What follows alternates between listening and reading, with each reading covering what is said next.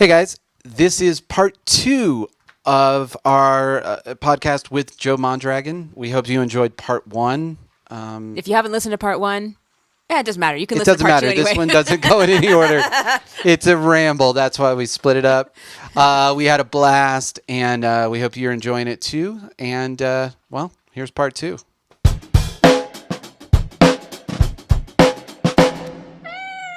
Anyway, yeah, so, you got your tastes, and you're just like, I read A Christmas Carol, good book, but I'm never going to write something as good as A Christmas Carol. And you just got to write stuff that's bad. You just got to write stuff that's not as good until you can kindly get up to that point where you hit the taste. And the best performers are the ones that just are okay with that. And it's very hard because I think it's harder when you're an adult because there's just no one there just being like, very good anymore. Right. No one does that. Right.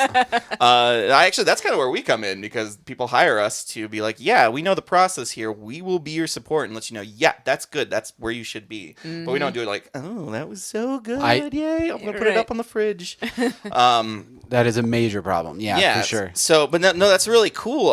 So when you guys are co-writing, like, what is the back and forth there? Is it like who brings what, and then how do you like not just go in the corner and cry whenever you're like criticizing each other? Oh no, for we don't have choices? any problem with criticism. It's all very much about the song. It's nothing's personal, and we don't often write together at the same time. It's a handed back and forth sort of thing.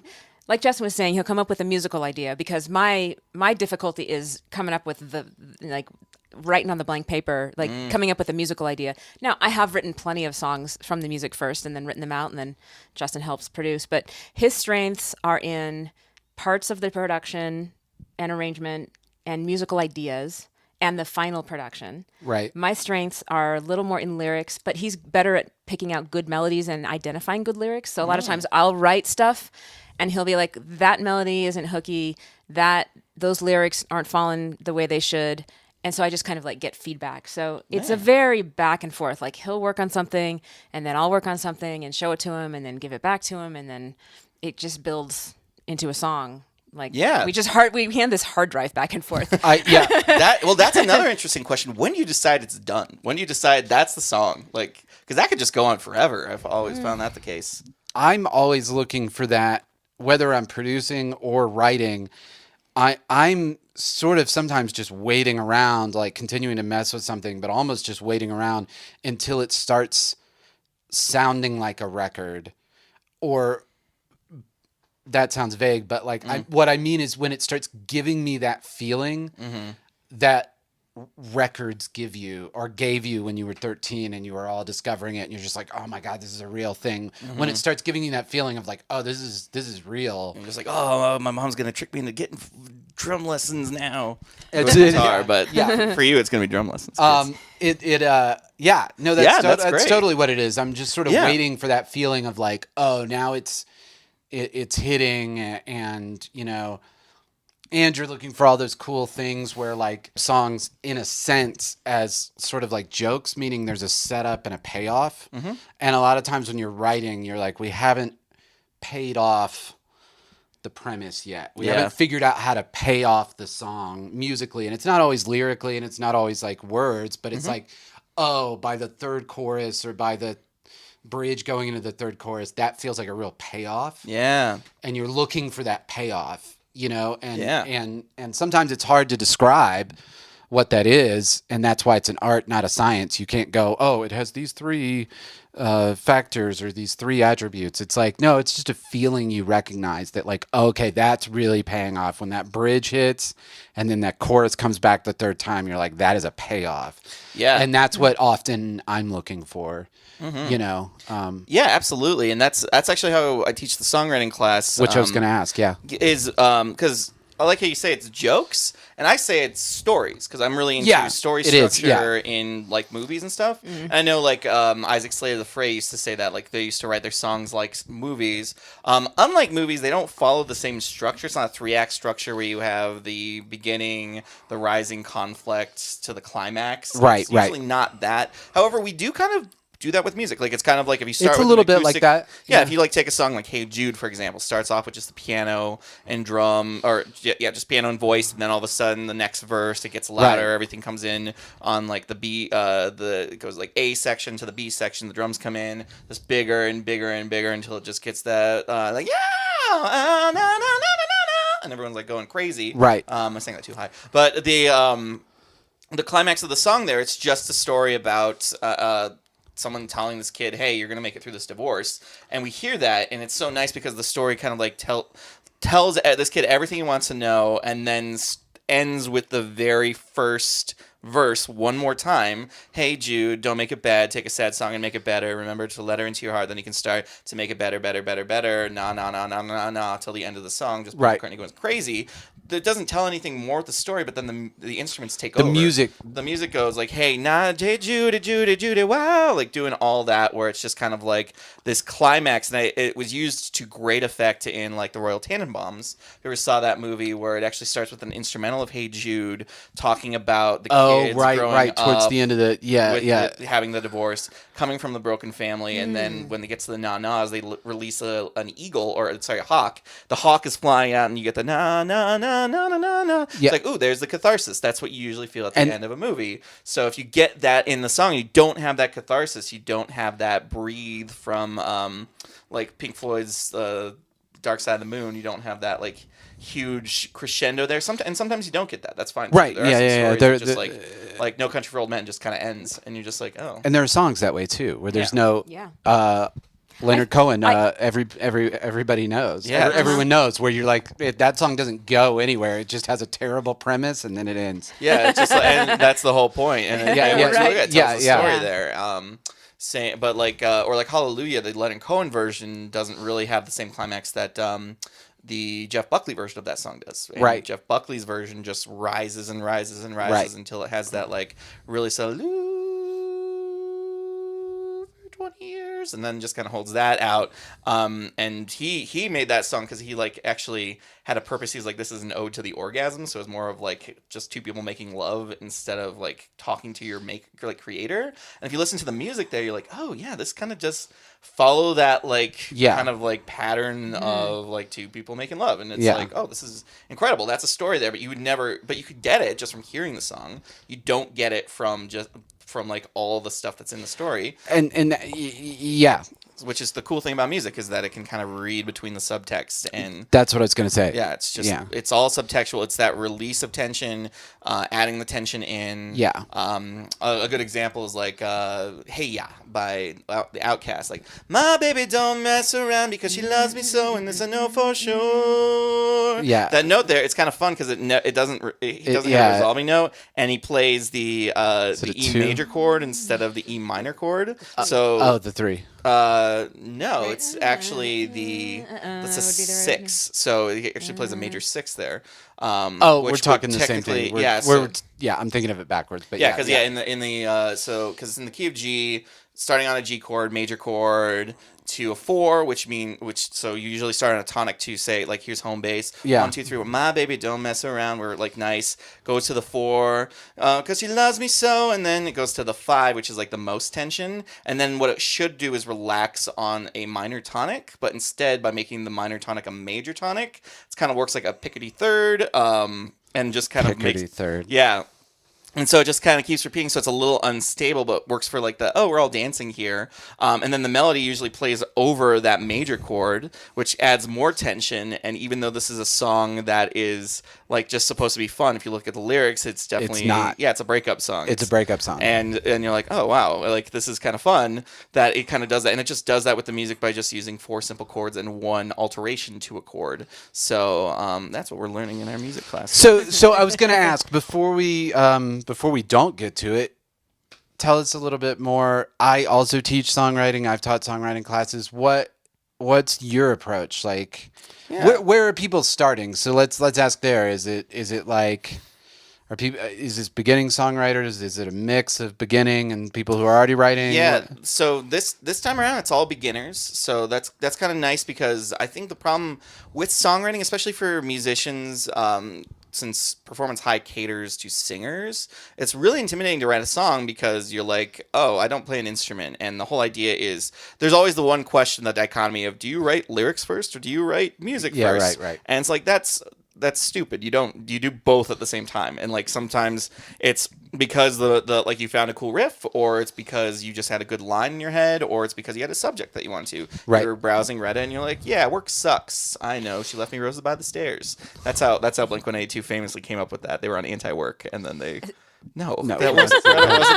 I was got you. Oh my god, you saw it here. They're gonna edit it out. That's the man right You're there. gonna see that. Keep it in.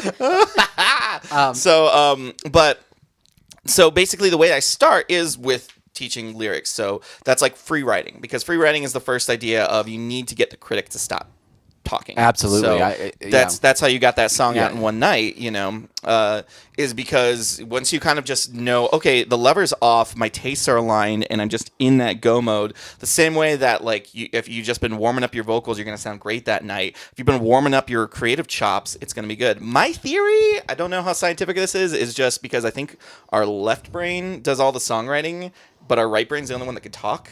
So it's our left brain telling us, like, here's how the song's supposed to go. Because you're always talking about you just got to feel and you just got to shut off. I think it's just your left brain is finally able to communicate. Right. It's cool. Musicians, because if you play an instrument and you do certain musical things, your corpus callosum, the part of your brain that connects the right and left hemisphere, gets thicker. Once you get the free writing going, so you can, some people like the object writing. I know that was really popular for a long time, just being like, bass. I'm going to write about bass for 5 minutes, and then I'm going to write about can for 10 minutes, and then I'm going to write about a shoe for 90 seconds and kind of start to you can use the trick of getting like movement, body, and then all your 5 senses, touch, taste, etc.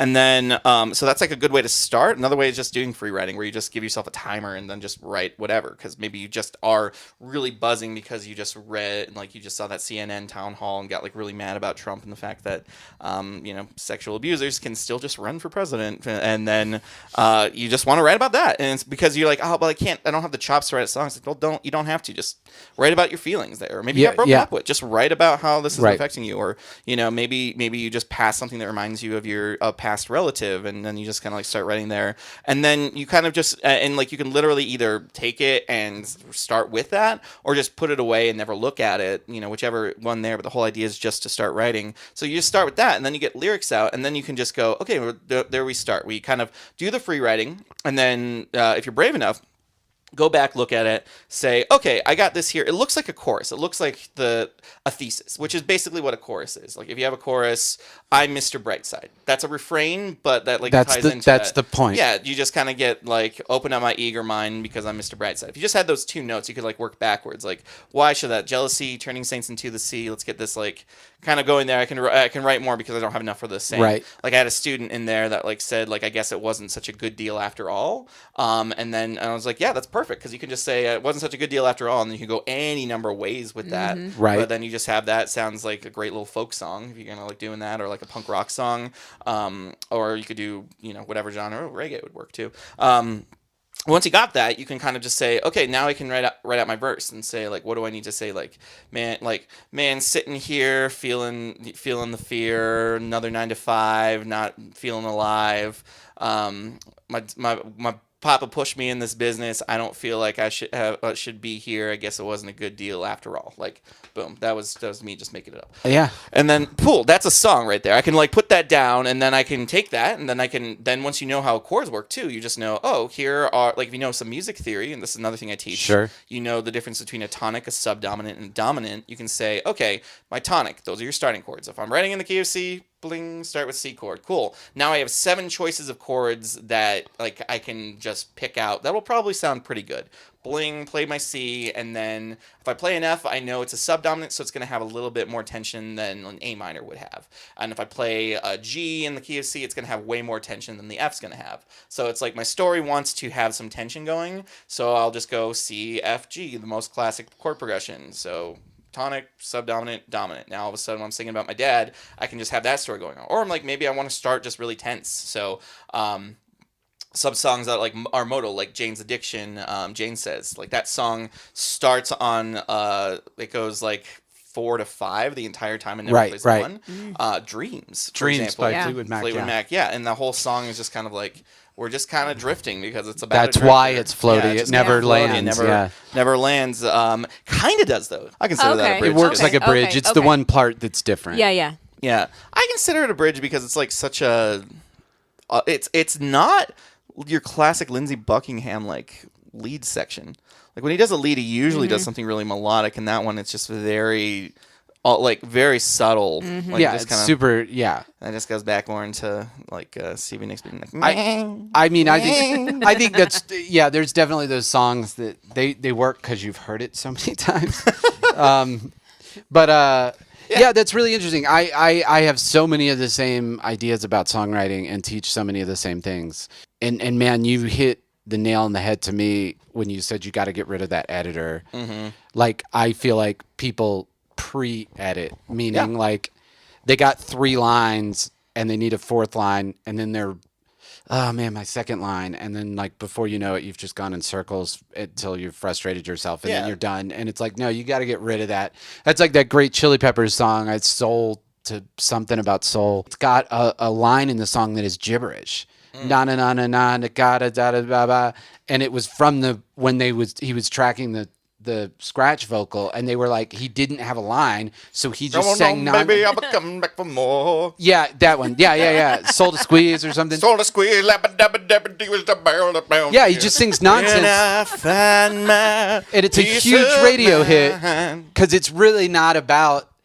It's about evil. They made a deal with Satan, and now we all have to deal with that. Now we all have to deal with it. Don't listen to that one backwards. Tell us about 20. Oh yeah. So this is kind of fun. The first album I ever made is this one. I made when I was 20. Hold that way up there. 20. This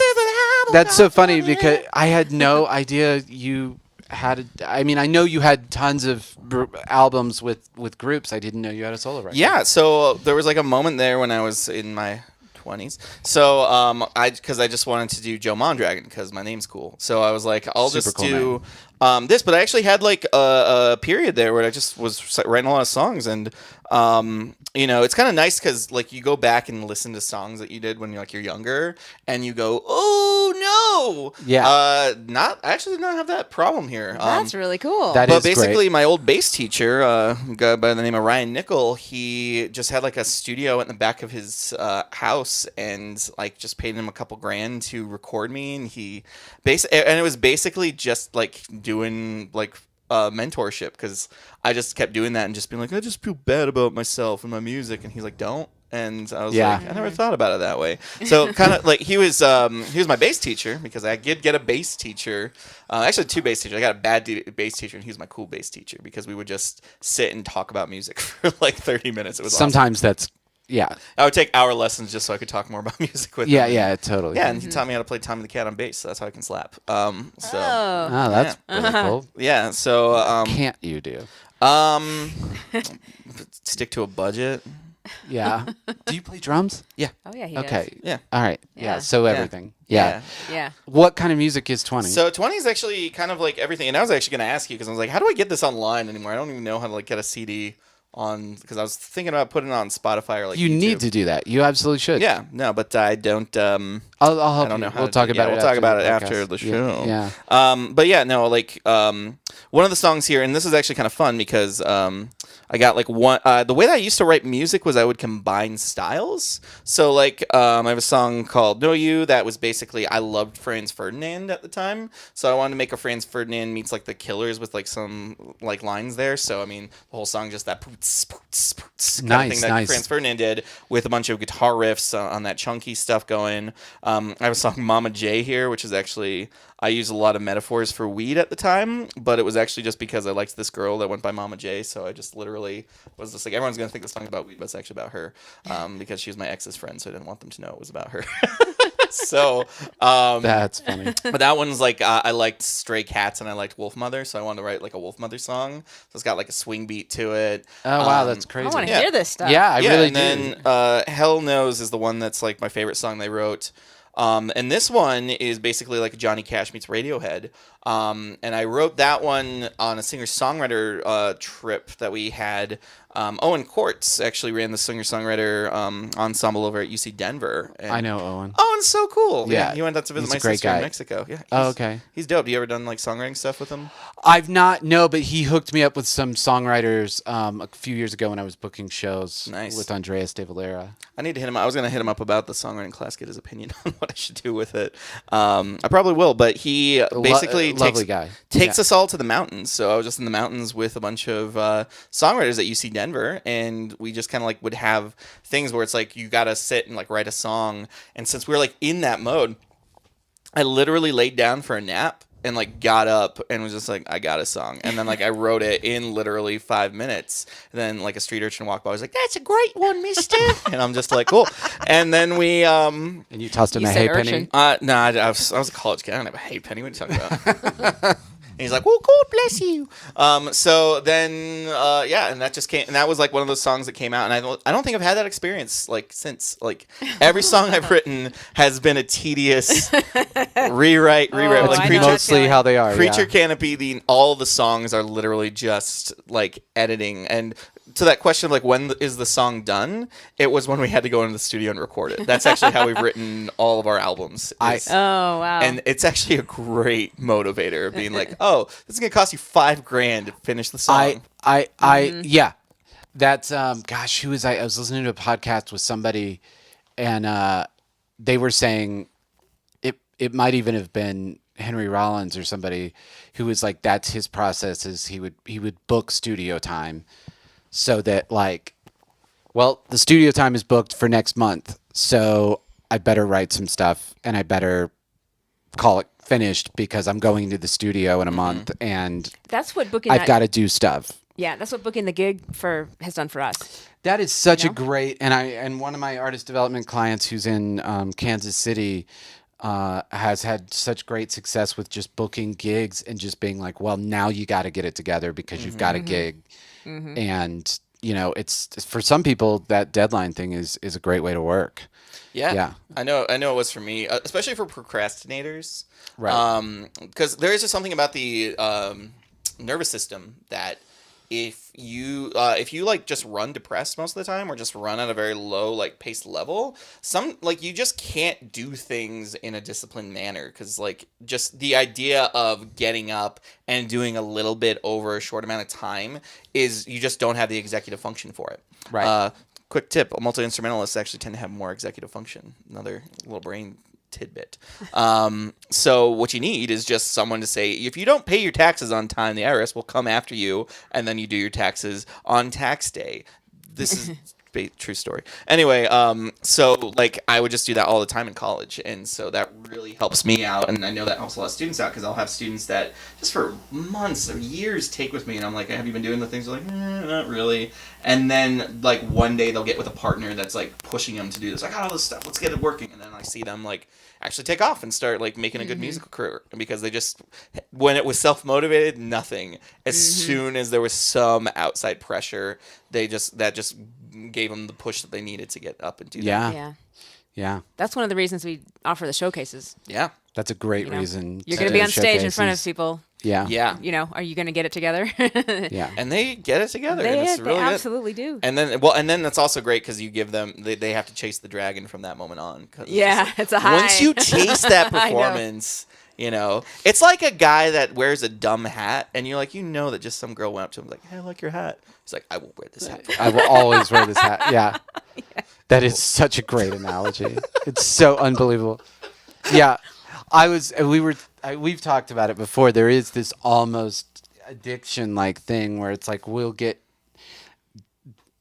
notice that we're both kind of depressed or down or whatever, and then you're like, oh yeah, we haven't had a show in like 6 weeks because it's like around the holidays or something. You're like, oh yeah, I haven't. Yeah, that's why I feel. I need that. Yeah, I need that jolt. It's what we do, and going into another topic there. This is like another theory that I have about music is that I think there's two types of personalities. Like I like to think in terms of dichotomies because you can just kind of flip them and then put a gradient there, kind of like introverts and extroverts. Sure. For musicians, I think there are performers and I think that there are artists.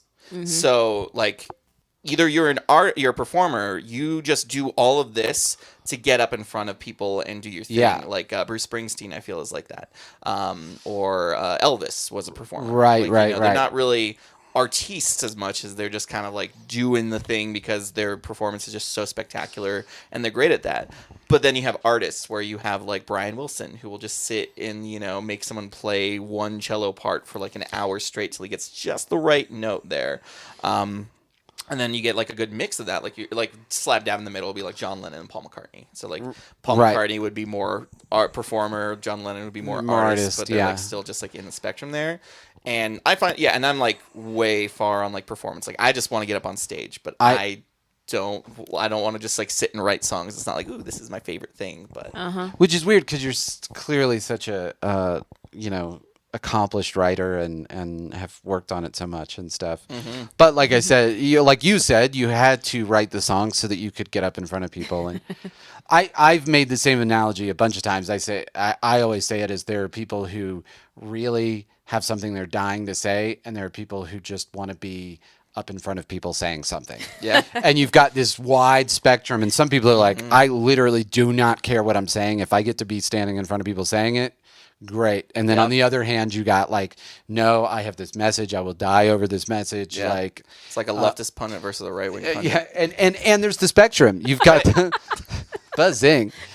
We're adding that as a new thing. Gotcha, Ben Shapiro. That one was aimed at you, idiot. Gotcha. Actually, I think he probably believes what he said. Matt Walsh, F you. All right. There we go.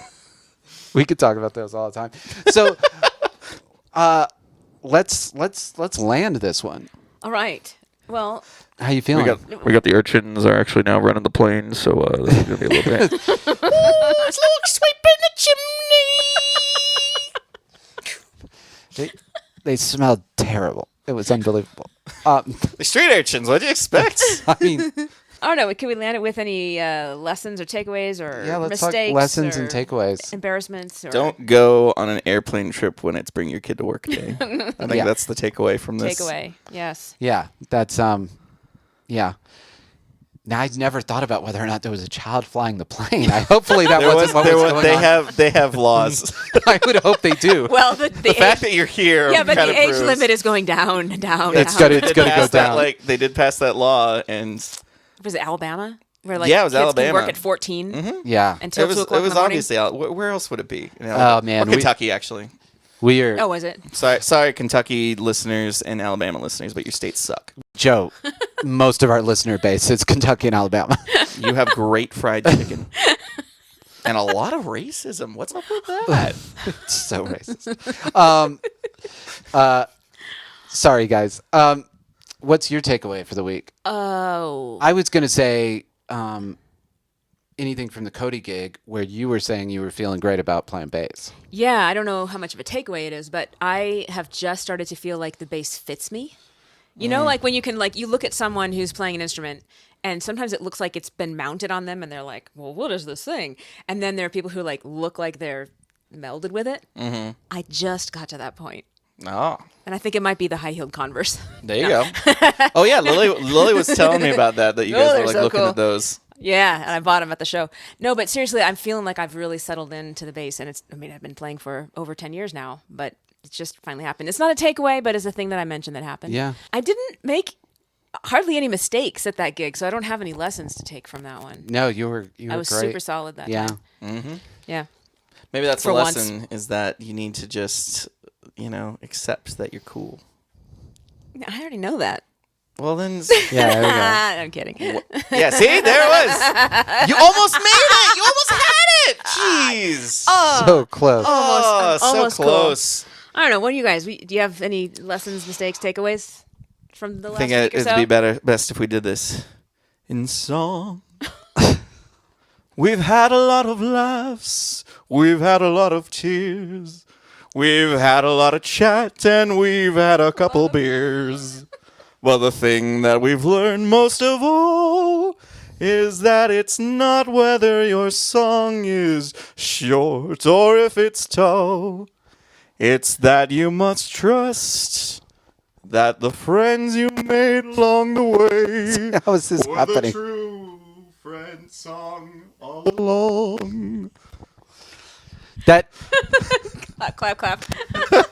that is how I measure songs, is by height. That's the friends that you made along the way. That's what I meant to say. Yeah. I'm always waiting for songs to get to a certain height. That's when we know they're done. Yeah. You're like a Tinder date.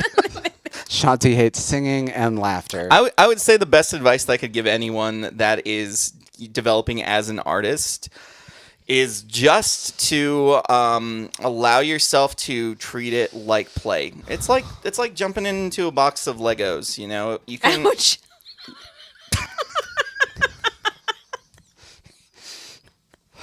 So I phrased that poorly. That would hurt. that would hurt. That's like someone just being like, "Keep your eyes peeled." That sounds painful. Yeah. Anyway, you were saying. It's not quite like jumping into a box of Legos. It's like- Reel it back. It's like someone dumped out a bunch of Legos on the floor and then says, "Go nuts." And your initial thought is never, "I don't know how to make anything." It's just picking a block and I do this here. Next thing you do, you got a plane full of street urchins. You know. But you're playing with it, and sometimes the stuff that you make is dumb, and sometimes the stuff that you make is great. But if you love it, just keep doing it. But if you just kind of sit there and be like, if I stepped on these, it would hurt really bad, so I'm gonna go to bed. You know, you're never gonna get anything. So, like we talked, turn off the like little producer brain or the little editor brain that's just like, actually, that's not as good as that other thing. And then it's just like, yeah, shut up. Yeah, I know that, but I just like creating. And then just create and then continue creating anytime that you get. And the people that make it and start being professionals are the ones that just love creating and love doing the stuff. And even though, and if you're a performer, you like doing it because you like getting up on stage. So book a lot of shows and, you know, make everything go towards that. If you're a writer, then try to book a lot, like get a bunch of equipment and then learn how to use a DAW. Learn how to mix masters so you can just sit in your basement and produce songs all the time. That's how like Owl City got popular. He just knew how to produce stuff and then came up with really cool stuff. So that is piggybacking on that, the best advice I ever got in my life, and I'm so lucky I got it starting from the very beginning. My Uncle Barron used to always tell me, he always phrased things as kind of like jokes, but you know, he would always say, you know how you get good? You just suck until you don't suck anymore. And I was so lucky to start from that mentality of like, hey, okay, this isn't great, but I'm not going to get good unless I keep doing it at the level I can do it at now. Yeah. And it's totally fine to not be great. Exactly. It's in the beginning. You're expected to suck at the beginning. Yeah. It's fine. Absolutely. You're exactly where you should be. Whatever age you start at, and it's just like with songwriting, you got to write a lot of bad songs till you start getting to the good songs. Or even more torturously, you'll write a great one early on, and then you've got a ton of them. But nonetheless, you got to get a lot of bad ideas out before you get to the good ones. Ed Sheeran said something that I read recently that was exactly like your Dirty Tap thing, where you just got to he's like, I just wrote thousands of bad songs, and now I write good songs. Yeah. And it's like, and that's, you just have to know.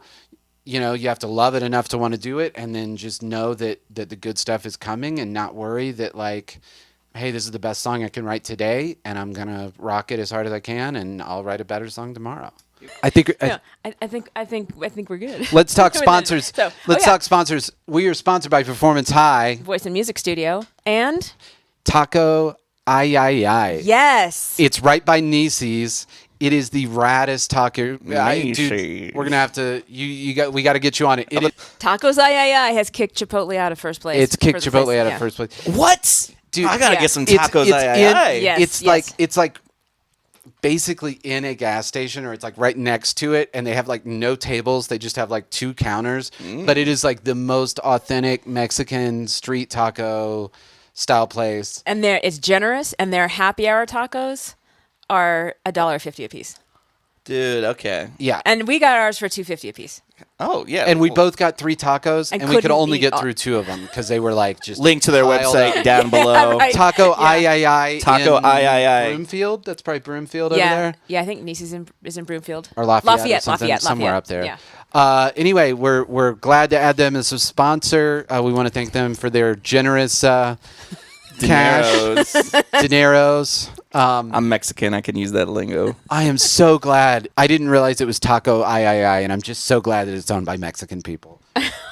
Yeah, because That would have been a terrible that'd be name. very if it was not. offensive. It would have been very. I will say there was in New Zealand there was a Vietnamese restaurant called Where's Charlie, with a crazy triangle hat, the rice paddy hat, and buck teeth on the logo, and it was called Where's Charlie Vietnamese cuisine. Oh, We boy. were like not great at all.